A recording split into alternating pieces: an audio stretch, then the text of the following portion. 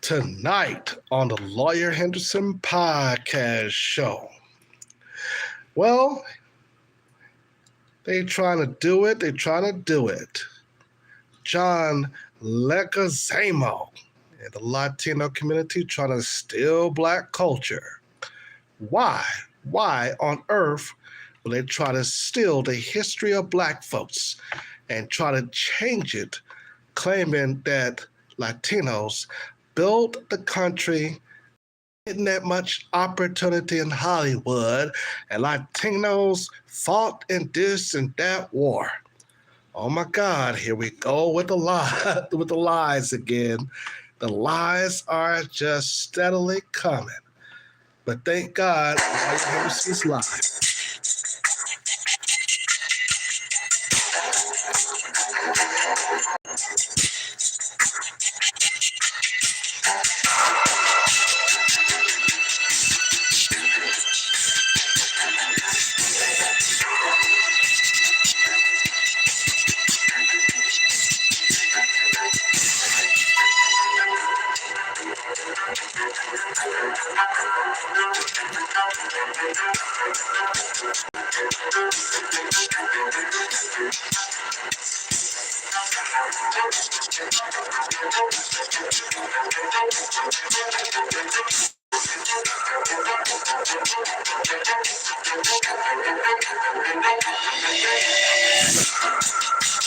John Leguizamo, famous Latino.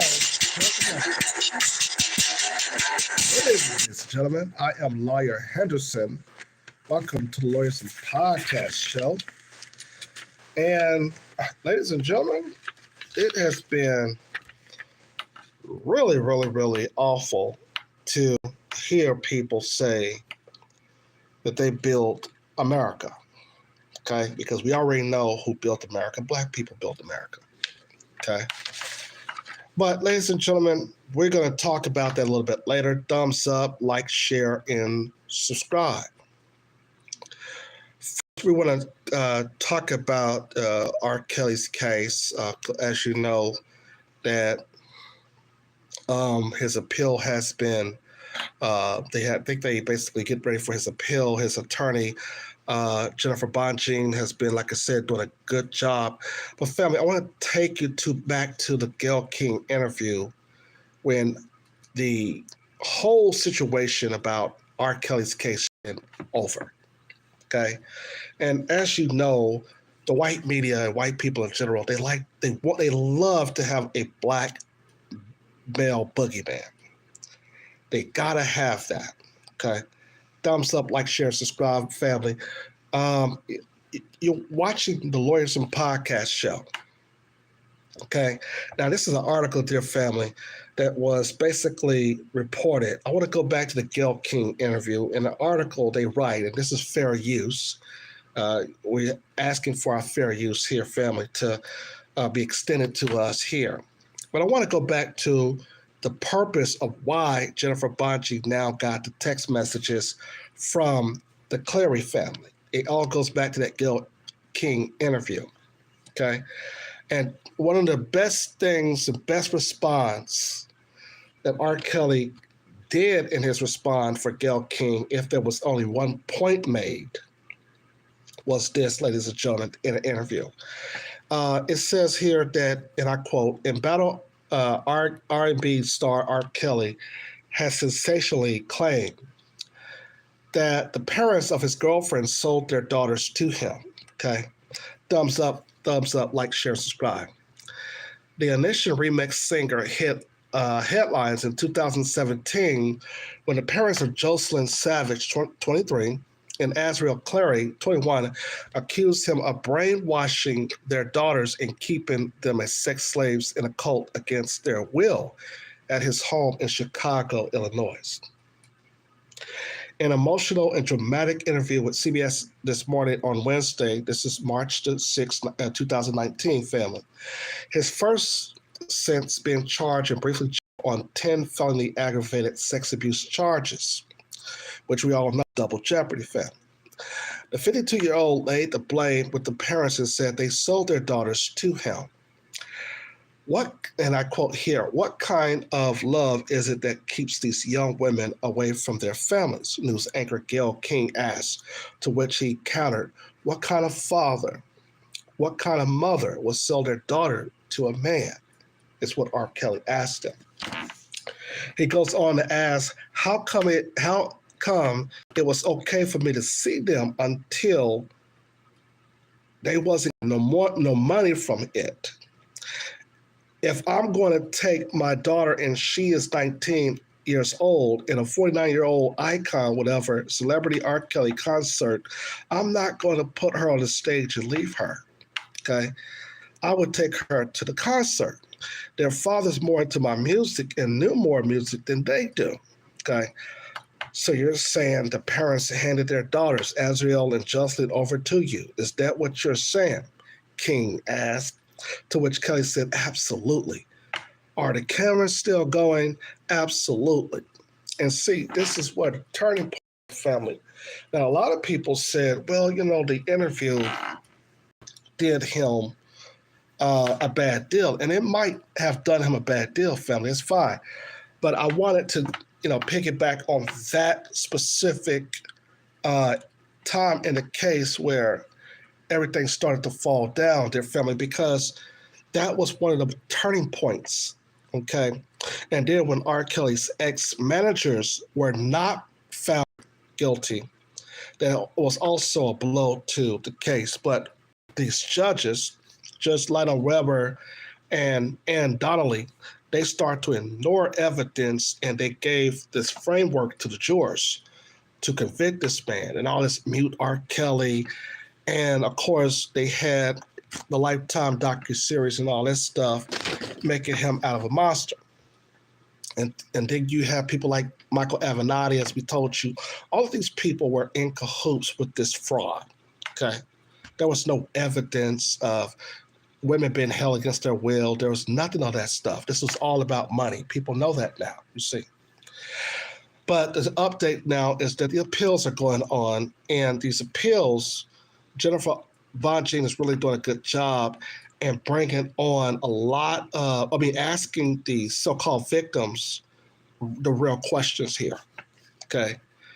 And these are the real questions to ask liars that basically was trying to extort this man for his money, their family, okay? So that's the reason why, I told you when I was on Facebook, I said this was all a lie. And remember, I told y'all that I've met, Tim Savage before, and I've seen checks that Tim Savage had gotten because of Jocelyn's stand with R. Kelly, okay? Thumbs up, like, share, and subscribe, dear family. But I wanted to just bring that out first before we get to our today's topic, ladies and gentlemen, is to give you an update. So this appeal process should basically reverse everything that happened, because there's no Mann Act charges or racketeering. There's nothing of that stuff happened in this R. Kelly's case. There's nothing the government has here. And remember, I've been the one who's been telling you this, okay? Now, on to other news. Our topic of the day is John Leguizamo. When it comes to Latinos, there's a wall in American culture. Oh, yes. The actor, comedian, and playwright John Leguizamo expresses his frustration at the lack of Latino representation in the entertainment industry and the failure of the educational system to cover the contributions that Latinos have made throughout American history. Okay. The Tony Award-winning actor spoke in a documentary interview, part of Peacock's True Colors, which tells the story of Latino trailblazers and through thought leaders. Okay. Peacock is a new streaming service from NBC Universal, the parent company of NBCnews.com. Sitting in the office, desk piled up with papers and Latin American history books filling the bookshelves behind him, Leguizamo shared how he had difficulty in understanding why his Latino-based movies were getting greenlighted by the network. They didn't want to do Latin stories. I didn't know that. I thought it was a fair playing field. I didn't realize it was so stacked against me, he said. The racism is so much deeper and woven into the corporate world. And researching for Latin history for morons, a Broadway crash course on the history of Latinos in the U.S. Uh, Leguizamo said he was baffled by his own lack of knowledge of the contributions Latinos have made in the United States. Now, get this, dear family, he's going to start lying his ass off about the contributions, but here it is. And I quote, "It was such a betrayal of education. I felt so betrayed that I had to feel so less than for so long unnecessarily so," he said. "The wall isn't on the border. The wall is in the American culture." He went on to list iconic activists like Javita Idor, 1885 to 1946, who pushed for women's suffrage and the civil rights of Mexican Americans. Okay, Latinos have fought in every single war of the country has ever had, like what Zemo said. Now, we all know this man is lying. Okay, Latinos didn't fight in every American war. Okay, the only people who fought in every single American war was black folks. Okay, this man is trying to rewrite black history. Okay. The article goes on to write, and see, and this was NBC. NBC, they like this, the white media like this type of lie and stuff. Thumbs up, dear family. Leguizamo brings up the story of Marcelo Serna, who fought in the World War I as a private in the U.S. Army, a Mexican immigrant and non-citizen.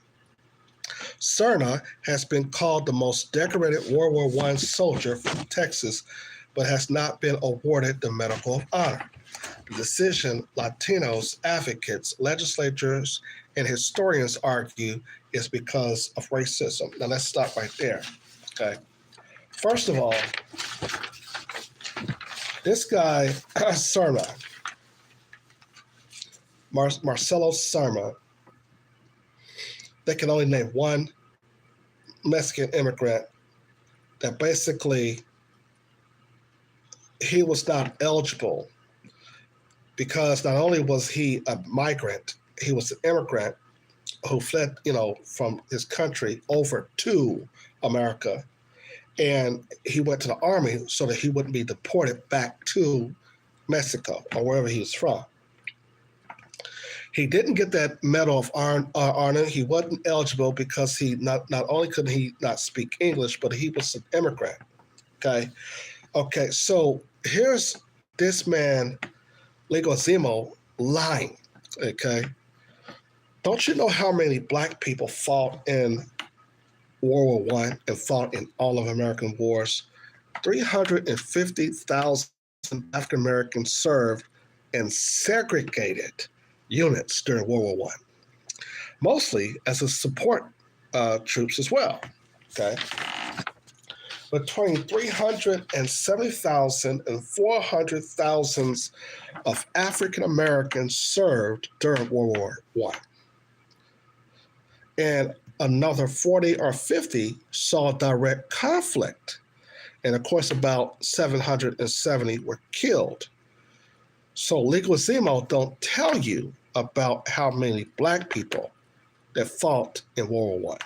He doesn't tell you how many black people fought in World War II. He doesn't tell you how many black people fought in the Civil War. Okay, and during World War I, some of those black folks, these African Americans, was chaplains, surveyors, truck drivers, chemists, and intelligence officers. Okay, even though they were being discriminated against. William Henry Johnson, African American, was the first black soldier in direct conflict in World War I.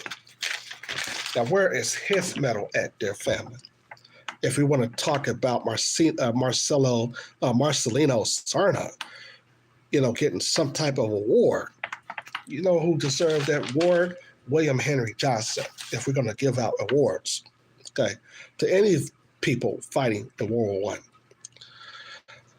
This man was a Mexican immigrant who basically escaped his own country to come to the United States. He wasn't even a citizen. Okay. It goes on to say here that scholars have pointed out we may not know many of the Hispanic soldiers who served in wars like World War I, given the white status according to soldiers of Mexican descent. Okay, but that's y'all who classify yourself as white. Okay?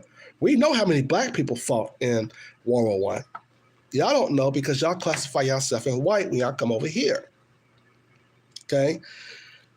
And then it goes on to say in this article, lots of Latino genius kids. Lin-Manuel Miranda wrote a Vanity Fair piece in 2017 on how Leguizamo was an inspiration for him. To that, the playwright responded saying Miranda is an important inspiration to him. After the enormous success of Hamilton on Broadway, with majority Latino and black cast, Leguizamo was able to see there was an interest in stories were created. See, got to latch black people on.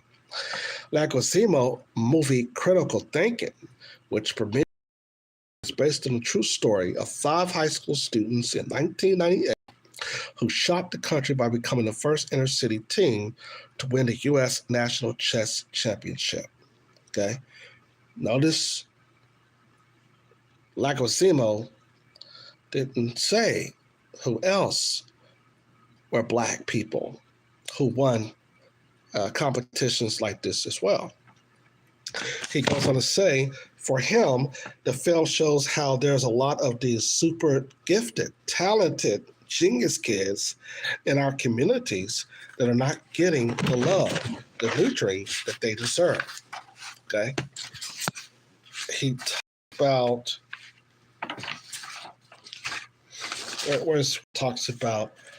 he talks about they're not getting jobs in Hollywood.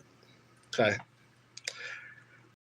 Listen, if you give a lot of movies get a green light in Hollywood, don't you know that movie studios are not really going to survive because Latinos don't have a good success at the box office. Okay. Latinos don't have successful box office hits at all in Hollywood. Okay. And it takes NBC and MSNBC or whoever these people is to let this man come on and lie about the history of Latinos, claiming that they basically built America. This man is a liar. He knows that the only people who built America were black. Black people built America. Black people was the one that fought in every war this country has had. And for this guy to come out here and lie, dear family, it was a disgrace. And I just had to come live when I saw this. I was meant to go live the same day that I seen this. But this guy, had other things to do. But this guy right here is a liar. He talked about being educated. Oh, excuse me.